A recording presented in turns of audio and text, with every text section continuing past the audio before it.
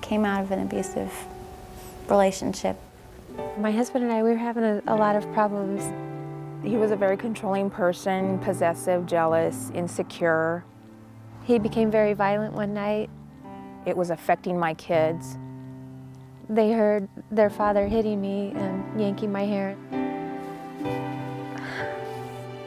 I was close to suicidal.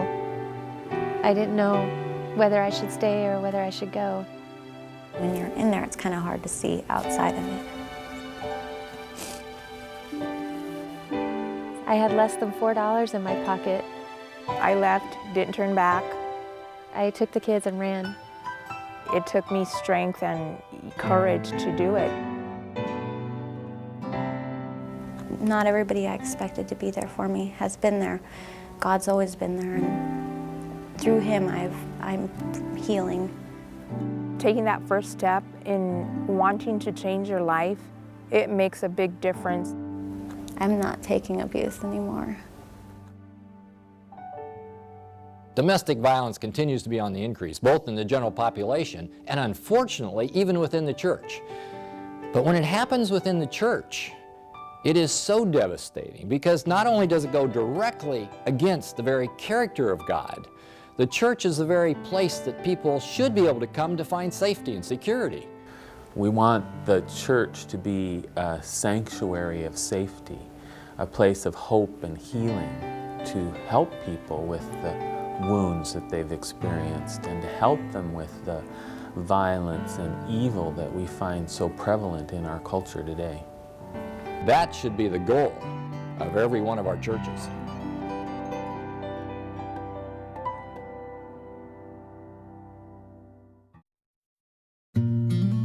If I was to define domestic violence, I would say it is a pattern of controlling behaviors whereby one individual is seeking to have power and control over another without regard for their individual rights. Domestic violence is something that is somehow gaining ground on us in many ways, in our culture specifically, if not around the world. It cuts across all income levels, all races, it cuts across all occupations, and it cuts across all religious beliefs as well. Anyone can be a victim of abuse by anyone. It can happen to people who are old or young. It can happen to men or to women, to children, to adults. It can happen in a lot of different contexts, a lot of different settings. We have stereotypes of what we think a family that has domestic violence in it looks like. Well, it happens to any kind of family, be it rich or poor, ethnic or all-American. Domestic violence is out there. And I think that probably education is the big thing. People really don't know how prevalent it is and how many women and children are suffering because of it. Recently, the North Pacific Union did a survey, a union-wide survey, to ascertain the prevalence of domestic violence in our church. The survey results were this, that we are on par with the world. The statistics are the same. The church as a whole has put its head in the sand about this thing. It doesn't happen within the church. That's a world issue. And it's just now accepting the fact that yes, it is a church issue, you know, with surveys showing that the statistics parallel in the church as outside of the church. So, you know, to be able to sit in church on a given Sabbath morning and look around and know that at least 1/3 of the women around you are victims of abuse or have been at some point in their life. There's hardly a family anymore that I know that hasn't been impacted in some way by some kind of domestic violence somewhere. I mean, we've all got the skeletons in our closets, and you know, we just need to get beyond the point where we're saying, well, that happens out there in the world, but it doesn't happen here. That's not being truthful, and it's time we get beyond the denial. I think the church has been guilty in the past sometimes of ignoring these problems because we were ashamed that it would happen within the church. But I think the credibility of the church is enhanced when people realize we're willing to help them and we're willing to realize that in this evil world, horrible things happen, and the church is there to help. There needs to be a comfort level as we deal with this issue for people to understand it's a sin issue, and we need to work together to end it in our homes and in our churches. I would hope that all of our churches were prepared to respond to issues of domestic violence with sensitivity and insight, and facilitate a healing environment where people can find the help and assistance to get out of that cycle of violence. The church is the place for restoration. They need to focus on restoration, teaching, safety, and forgiveness. If victims can know that they can turn to their faith community with their children, and that they will be listened to, and that they will be believed, and that the faith community will respond with wisdom and compassion, then that's absolutely wonderful. The best scenario for victims and their children. I have talked to at least one other pastor's wife who thought that there wasn't a place within the church, and so and I was about to go outside the church also for help. But it's a very healing thing if most of the hurt has come from church leaders in your life, to have healing from the church itself. They're not people to be thrown away. They're not to be thrown away as shelter gypsies going from shelter to shelter, but the church should be there to help them. They can find healing. They can find a place where secrets are kept, where confidentialities are kept, and where they can grow and heal. I do a lot of education in churches, and over the last 6 months, I can tell you that every single time I have been in a church, someone who has experienced domestic violence comes up to me afterwards and shares their story. And so that tells me that every single church is dealing with domestic violence, and they need to educate themselves, and they need to respond in a caring and loving way. We are encouraging churches to become healing centers and training groups of lay people who are able to facilitate support groups and provide environments that are conducive to openness. People assume that we can't talk about painful things in church. Church is a nice place. We don't speak about things that are painful and hurtful in church. We don't like to recognize that we're all saints and all sinners at the same time. Words are very powerful, and even though there is a risk involved using words like domestic violence and abuse from the pulpit, when you think about the lives that you can impact and the healing that can begin, it's a risk well worth taking. And so the more that we can say the words family violence or domestic partner violence or spouse abuse, that may bring someone forward who could be experiencing that. And they say, oh, we get to talk about things like that in the church. And I think our ultimate goal as pastors is to provide every individual with a climate in which they can grow spiritually, emotionally, and physically in a safe environment. We've taken the position as the Upper Columbia Conference that we need to train our pastors to be proactive in this area of domestic violence. And pastors need to be aware of the fact that this is an issue they will deal with in their churches. With any of the pastors that I've worked with so far, it's just obvious that it's a lack of education in this area. You know, once they understand the dynamics of what's going on, then our pastors become some of our best allies for these ladies. Pastors are the first responders oftentimes. This is a safe haven for many families. So it's really important that they understand the dynamics. He must or she must feel it expedient for them to educate themselves, to avail themselves of resources, and of course utilize whatever's in their power to help the parishioner in their healing process. There have been a few experiences that I've had that have brought me to the point where I said, you know, domestic violence is something that I know little about, and I need somehow to confront this and try to deal with it in a proactive way and not just let it run over me. There are a host of training opportunities for religious professionals in most of our communities. The YWCA offers good training. The police department, through victims advocacy groups, often offers excellent training, as does various shelters, as does counseling agencies. We encourage our leaders in our churches to be well networked in their communities. There are pros out there that we need to partner with. If we don't do the right training with our pastors and with our church members, we have a liability, we have a lawsuit just waiting to happen. But I want to come back to the fact that the prime reason for being aware of these issues isn't just for lawsuits, it's protecting people, protecting our members, protecting our visitors, and particularly protecting our children. We've got to do a good job of that.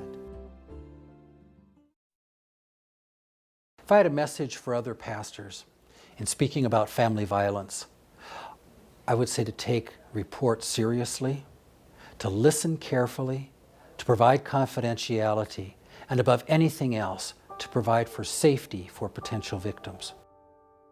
I was in a church and when I was going through my abusive relationship, and I didn't feel that I got very much help there.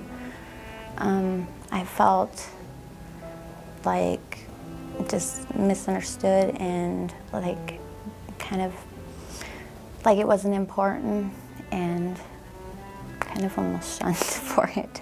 A very small percentage of women that are in an abusive situation ever access public resources.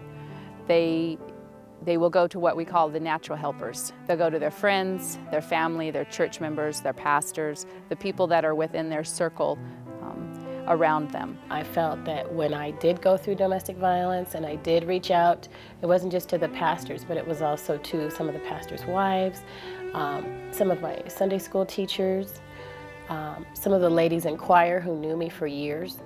I felt that the response was very negative and very wrong. It's really hard because it confused me more from getting their answers, and they were pray about it and pray about it, and then you're praying about it and you can't, you're still lost because I think inside you're losing yourself, period, and you don't know who you are. One woman in particular comes to mind that she went to her male pastor of her church, and he told her that it really wasn't an issue, that she should just pray, go home, and be a better wife, and that this situation would take a turn for the better. I had another woman come to me that said her pastor didn't believe her at all.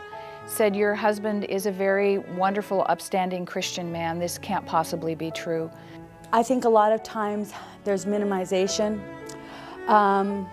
They don't take the woman seriously. They try to do couple counseling. Once they're giving the information, maybe by the victim of the abuse, they try to go back to the abuser and try to work it out that way. And they're not really understanding the depth of abuse. When I decided to leave, I'd actually had a restraining order put on him, and they didn't respect the restraining order even, and they were going to allow him to come back into the church after I'd already put a restraining order on him.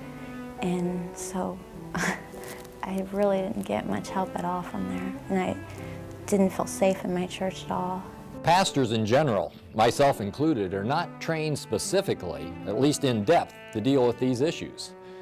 And so it's important, vitally important, that we know resources, that we know who to refer to. And in addition to that, pastors should know the key indicators, the trouble signs that are there, and then begin putting those strategies in place. My hope is that our pastors are well networked in the community. First, that they can listen well when someone comes to them with questions, but second, that they know how to contact the YWCA or a particular counseling agency or a women's shelter in their area, or even the police or child protective services if necessary. Is it a temptation for some pastors to not refer? Most definitely.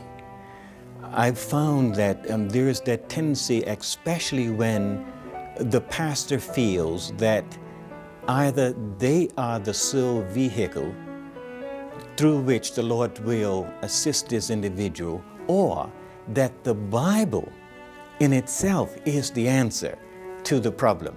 I think they didn't realize what domestic violence was or what abuse was. They didn't have much experience in that, and I don't know if they were open to learning.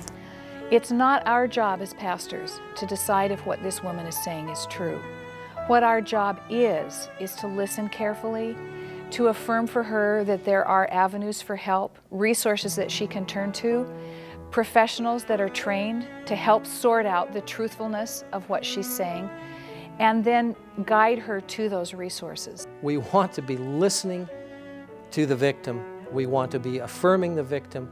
We want to be keeping those confidentialities that are being shared with us. And we want to buoy them up through prayer and through the Word, and help them know that God loves them, and that God has a plan, and that there's hope for their future. If there was a group of pastors in front of me right now, and I would probably tell them that just being there and listening and believing and understanding and trying to get as much information as they can on the situation and as much information about domestic violence as they could would help a lot. One of the things that we have done that I think is very proactive is the support of Polly's Place Network. This is a whole group of individuals and a whole focus point to make sure that we are not only being tuned in to the needs of individuals that have experienced domestic violence and are perpetrators, but that we're being proactive. The program basically is based on a statement from one of my favorite authors, Ellen White. And it's taken from her book, Education, page 17. And it says that every human being created in the image of God is endowed with power, akin to that of the Creator, individuality, power to think and to do. And so Polly's Place programs are designed to empower women to live out their potential in Christ. The uniqueness of Polly's Place Network and the programs that we support is that it is Christ-centered. When women access Polly's Place programs, they will find individuals who are Christian, they will find individuals who are caring, and the program is designed that they can have an opportunity or an environment where they can pray, where they can get Bible studies if they choose. We know that the master healer is Jesus, and the secular shelters do fill a very good role, and they do meet the needs of a lot of women and children, but those women don't find the full healing because, of course, they aren't taken to Jesus every day, and that's one of the main things that we do here at Cookies. When I got here, I was so scared that I didn't know where to start, and they literally had to take me by the hand. I can't say enough about Cookies. I don't even know where to start on that one because they help you so much every step of the way. I was very happy that I made a really good choice. By coming here, it changed my life. The fact that Polly's Place Network has been established in and of itself makes a statement that we have recognized that there's a problem. That's significant. Secondly, it speaks for itself. The lives that are being touched, the people that are being healed, what's happening is making a tremendous, phenomenal impact. It's providing a network for information and for activities and for referral to the whole country and even to the whole church. And I think the greater that we are able to develop that kind of network, the more successful we will be in addressing these issues.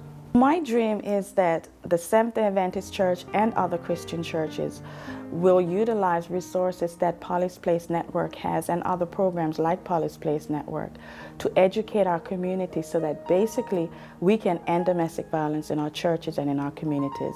We can come together on the issue of providing safety for people who are victims of violence and providing care for perpetrators of violence. We may have theological differences, but I think we can all agree that safety for God's humankind is important. We want victims to know that the church is a community where healing and wholeness is our ultimate goal. We want to grow together.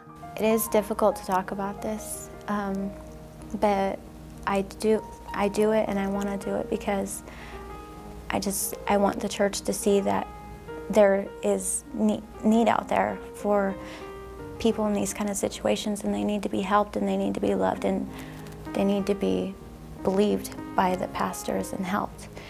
And that it's happening all over, and it's not just me, it's not just, you know, poor people or rich people, and it's not a type of person, it's everybody. There's a lot of people out there that need help. We have a Savior who comes and meets people in difficult places in life and works toward healing for them.